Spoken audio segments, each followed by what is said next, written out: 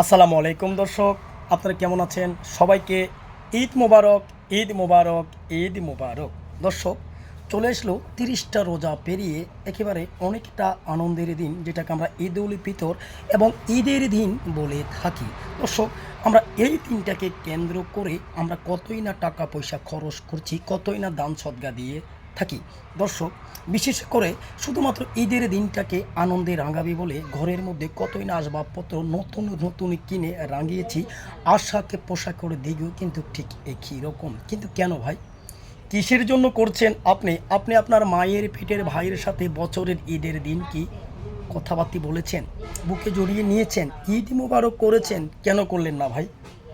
কেন করলেন না? সেটা তো আপনার ভাই, আপনার বাবা বেঁচে নেই, আপনার মা বেঁচে নেই, আপনার একটা বোন আছে, অনেক দূরে বিয়ে দিয়েছেন। আপনারা দুইটা ভাই একই ছাদের তলায় থাকার পরও কিন্তু একজন একজনের সাথে কথাবার্তা বলছেন না, মাথা বলা করছেন না। সেটা হবে না ভাই।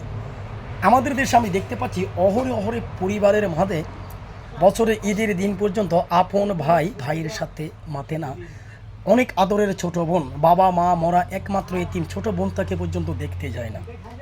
কথায় আছে ভাই, ভাই বড়দন রক্তের বাঁধন, যদিও পৃথক হয় নারীর কারণ। কেন ভাই আপনি কারো কথা শুনবেন না? আপনার বউয়ের কথাও শুনবেন না? হইতে পারে কখনো আপনার বউ আর আপনার ভাইয়ের বউ একটু বাড়াবাড়ি হয়েছে, ছোটো বাচ্চা নিয়ে বাড়াবাড়ি হয়েছে, একটু হাঁস মুরগি নিয়ে বাড়াবাড়ি হয়েছে, সেই বিষয়টাকে কেন্দ্র করে নিয়ে বছরের ঈদের দিন পর্যন্ত আপনি আপনার ভাইয়ের সাথে মেলামেশা করছেন না, ঈদ মোবারক করছেন না, কোলাকুলি করছেন না, আপনার আদরের বোনটাকে পর্যন্ত দেখতে যাচ্ছেন না। আপনি জানেন আপনার বোনের মনটা যে কত ছোট।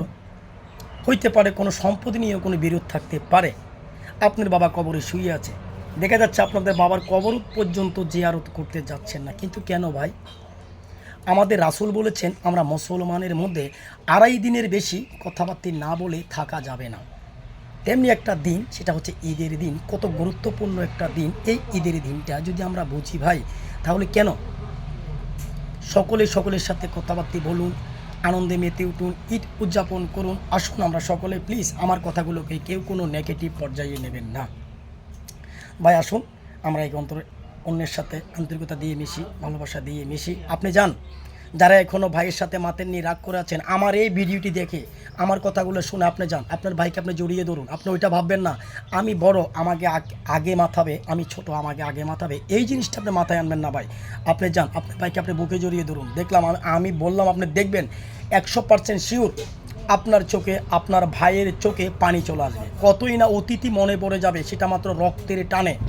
আপনি যান ভাই, আপনি যান, কারো কোনো কথা শুনবেন না। বছরের ঈদ, এখনও ঈদের মৌসুম রয়েছে, আজকে ঈদের মাত্র দ্বিতীয় দিন। আপনি আমার ভিডিওটি শুনে আপনার বোনকে দেখতে যান, আপনার বাইকে বুকে জড়িয়ে দেবেন।